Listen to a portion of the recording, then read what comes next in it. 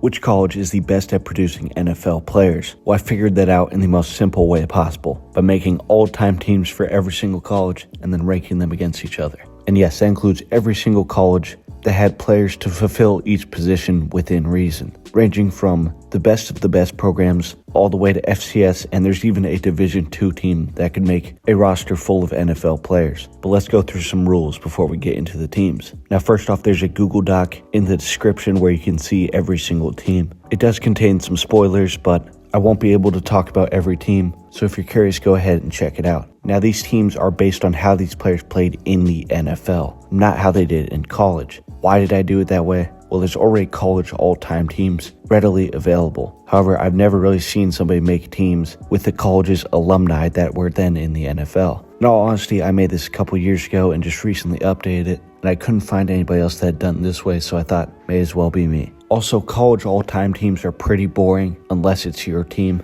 Like, I think it's cool that Antonio Brown and J.J. Watt both went to Central Michigan. But if you're just looking at all-time college teams, J.J. Watt wouldn't even be on Central Michigan, because while he was at Central Michigan, he was a backup tight end. And that brings me to my next rule. To qualify for a team, you just had to play in one collegiate game with that team, and then in the NFL, which means that transfers will count for both teams they played for in college. To us, it may seem like some of these dudes were just deep backups that barely played and then transferred. But in reality, let's take Joe Burrow, for example. He spent 2 years of his life practicing with Ohio State every day and played in actual games with those dudes. Whether you like it or not, he was on Ohio State. If I didn't do it this way, it might be kind of tricky, because Jordan Addison, for example, he spent 4 years at Pitt and he was way better at Pitt than USC. However, he finished his career at USC. It wouldn't really be fair to have him on USC and not Pitt. And my last kind of rule is that I didn't really grade backups. So there are probably multiple teams with really good players at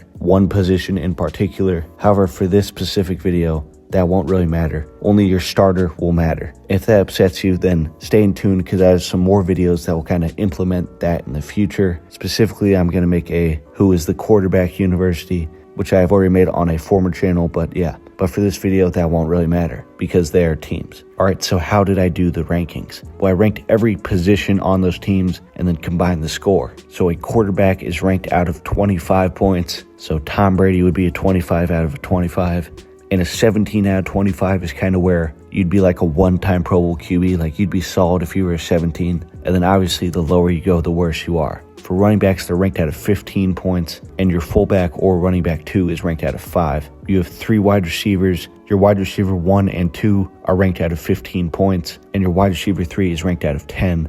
Your tight end is ranked out of 15 points, and you have 4 offensive linemen ranked out of 15 points, with your best offensive lineman being ranked out of 20. Leading the offense to be ranked out of 180 total points. Then on defense, your 4 defensive linemen are all ranked out of 15. You have 3 linebackers. Your middle linebacker is ranked out of 20, and your other 2 linebackers are ranked out of 15. You have 3 cornerbacks. Your cornerback 1 and 2 are ranked out of 15, and your cornerback 3 out of 10. And then both your safeties are ranked out of 15, leading the defense to also be ranked out of 180 total points, equal as the offense. And then there's special teams. Kickers are ranked out of 15 points, punters out of 10, kick returners out of 10, and punt returners out of 5, leading the teams to be ranked out of an even 400 points. I'm just kidding. For some reason, I also decided to add long snappers out of 3 points. I don't know why I did that, I just did. Every team's total score will be ranked out of 403 points. Alright, there's 123 teams that could make a roster. I'm not going to go through all of them.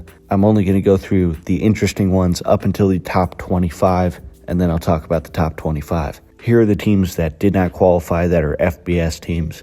And again, these rankings are based on how the players played in the NFL, which means if you don't have enough NFL players, then you can't make a team. Coming in 123rd and last place is Akron. This is the worst football team ever conceived. At quarterback, they have Charlie Fry, who threw 17 touchdowns to 29 interceptions in his career, and he is their best offensive player. I mean, they also have Dominic Hickson at receiver, who was a role player in his prime, but literally those are the only 2 dudes on this offense that don't absolutely suck. Out of 180 possible points, their offense scores 27.75. Their defense gets a bit better, but it's still far from good. The highlight of the team, they have Hall of Famer Jason Taylor on the defensive line and Victor Green at corner, who was pretty solid in his prime. They also have some all-right linebackers, but besides that, the rest of this defense is terrible. They even have one defensive lineman that is 5'7" and 160 pounds. And as a cherry on top, this team does not have a kicker or punter, netting a grand total of 93 out of 403 points, which is 40 points less than second to last place. Jumping up to 98 is Central Michigan.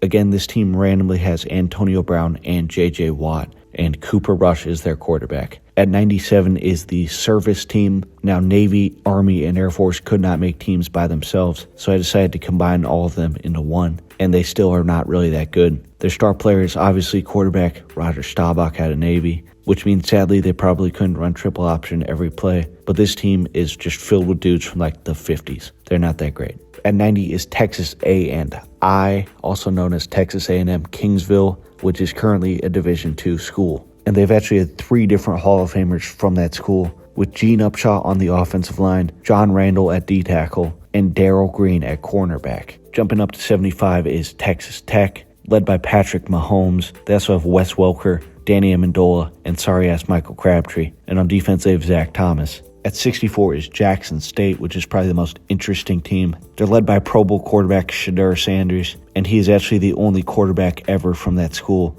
At running back, they have Walter Payton, one of the best, if not the best running back ever, and Wilbert Montgomery as well, who was one of the best back in the day. And their receivers are actually surprisingly good as well, with Jimmy Smith, Harold Jackson, and Willie Richardson, who were all very, very good, as well as Rich Castor at tight end, Jackie Slater, the Hall of Famer on the offensive line, as well as Leon Gray, who was a stud. And their defense is also pretty good as well. They have Hall of Famer Robert Brazile at linebacker, as well as Hall of Famer Mel Blount at cornerback, and they got some more solid dudes on the defensive line. Just overall, they have a lot of weaknesses in their team, obviously being an FCS team, but they have a shocking amount of great players that have came from that college, especially their quarterback. At 58 is Utah State, who is also surprisingly good. Their offense has a bunch of old heads, but they're led by Jordan Love, and they also have Chris Cooley at tight end. But on defense, they have 14-time Pro Bowler Merlin Olsen, Bobby Wagner at linebacker, and Cornell Green at corner, along with a front seven filled with Pro Bowlers. This team's actually not that bad. At 54 is IU, the reigning national champs. And I'm sure in 10 years, this team will rank a lot higher. But even though they've had a troubled history until recently, they've had a decent amount of solid players. Their quarterback is Trent Green, and besides that, they have a lot of 1- or 2-time Pro Bowlers filling out their roster.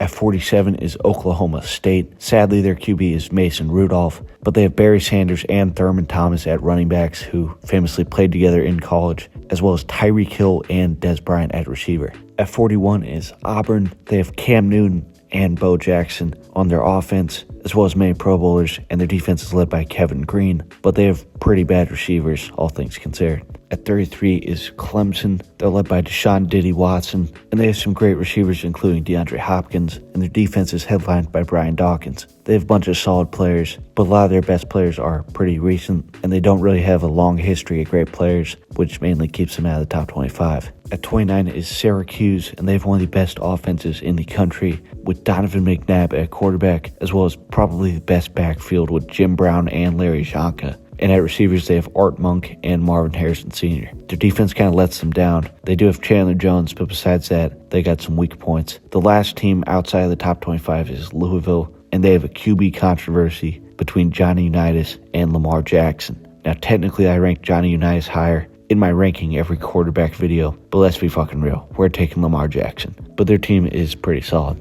All right, now we're into the top 25, or the teams that would be ranked. At 25 is Ole Miss. They're led by Eli Manning, with running back Deuce McAllister and wide receivers like A.J. Brown and DK Metcalf, and their offensive line is pretty solid as well, including Laramie Tunsil. On defense, they have UFC fighter Greg Hardy. They also have Patrick Willis at linebacker, as well as many other Pro Bowlers. At 24 is Washington. At QB, they have Warren Moon. At running back, they have Corey Dillon. For wide receivers, they have Puka Nacua, and on defense, they have a bunch of solid dudes like Vita Vea, Buda Baker, and Marcus Peters. At 23 is Michigan State. At QB, they have Earl Morrall, who I'd probably put over Kirk Cousins, and at running back, they have Le'Veon Bell. Their team is just very solid at every spot. At 22 is Florida. They have Cam Newton at quarterback, technically, because they've never really had a good NFL QB besides him, even though he was a backup on the team. They also have Emmitt Smith at running back, Fred Taylor, Chris Collinsworth, Kyle Pitts, and Maurice Pouncey on their offense. On defense, they got guys like Jack Youngblood, Javon Curse, and Joe Hayden. At 21 is Nebraska, and they have a very boring team. the best players on this team include Amon Green, Roger Craig, Irving Fryer, and on defense, Ndamukong Suh.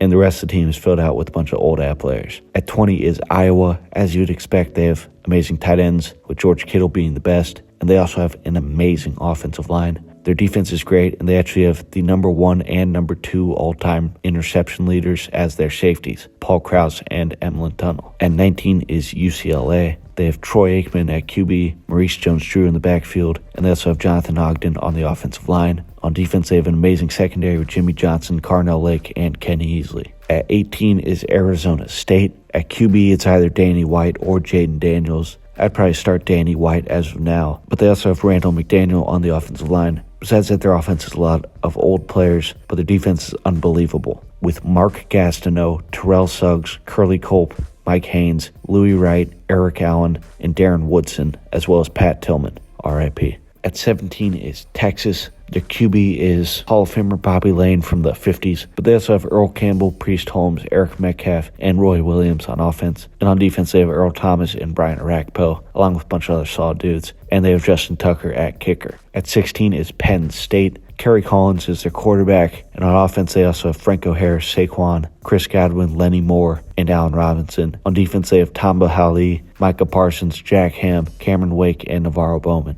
At 15 is Oklahoma. At QB is Troy Aikman again, just like UCLA. Aikman played at Oklahoma before he went to UCLA, where he threw 1 touchdown to 4 interceptions. But again, he did technically play on Oklahoma. They have Adrian Peterson at running back, Billy Sims, CeeDee Lamb, and at tackles they have Trent Williams and Lane Johnson. On defense they have Leroy Selman, Nick Benito, Roy Williams, and Gerald McCoy. For context, at this point, this team is rated 316.75 out of 403, and I'd say every team from here on out is absolutely elite. At 14 is California, and this offense is stacked. They have Aaron Rodgers, Marshawn Lynch, Keenan Allen, Deshaun Jackson, and Tony Gonzalez. And on defense, they have dudes like Cameron Jordan and Nnamdi Asomugha, who I probably pronounced it wrong, but he was like the best corner in the league in his prime. At 13 is Texas A&M, and their QB would be Kyler Murray, who threw 5 touchdowns to 7 interceptions while he was at Texas A&M before transferring to Oklahoma. On offense, they also have Mike Evans and Richmond Webb. Besides that, their offense is a bunch of old-ass dudes. But their defense, they may have the best pass rush in the league, and probably the best front 7 in the league, with Von Miller and Myles Garrett, as well as Michael Bennett, Sam Adams, and Ray Childress. In the secondary, they have Lester Hayes, Aaron Glenn, and Yale Larry.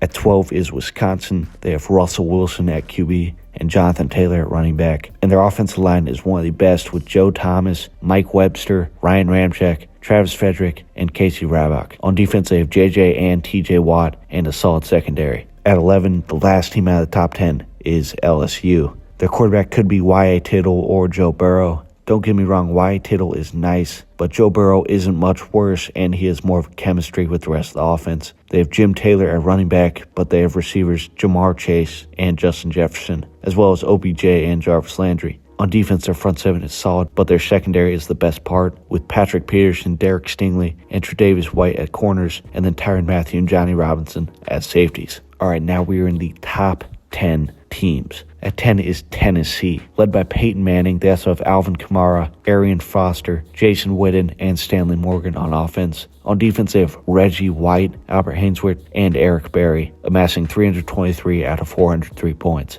At 9 is Florida State. One of their weaknesses is actually their quarterback. Now, it's not that bad. It is a Super Bowl winner, but it's Brad Johnson. That could be a lot better. But they also have Work Done, Dalvin Cook, Fred Biletnikoff, and Anquan Bolden. However, they have a very bad tight end. Their line is pretty solid, though. On defense, they have Derek Brooks, but they have the best secondary in the country, with Deion Sanders, Jalen Ramsey, and Antonio Cromartie being at corners, as well as Leroy Butler, the Hall of Famer, and Derwin James at safety. They also have the best special teams in the country, with Sebastian Janikowski at kicker and Deion Sanders as return man. At 8 is Michigan, led by Tom Brady. Their receivers are solid, but it's nothing too special. However, their offensive line is one of the best, with Dan Dierdorf, Steve Hutchinson, Tom Mack, Jake Long, and Mike Ken. The defense is also very solid, with Charles Woodson, Ty Law, Lamar Woodley, Aiden Hutchinson, and Len Ford. At 7 is Georgia. Their QB is either Matt Stafford or Fran Tarkenton. Matt Stafford would be my choice. They also have Terrell Davis and Herschel Walker at running backs. And then at receivers, they have A.J. Green, Hines Ward, and Jimmy Orr. On defense, they have Richard Seymour, Geno Atkins, Champ Bailey, Justin Houston, and Roquan Smith. along with a bunch of new dudes. At 6 is Pittsburgh,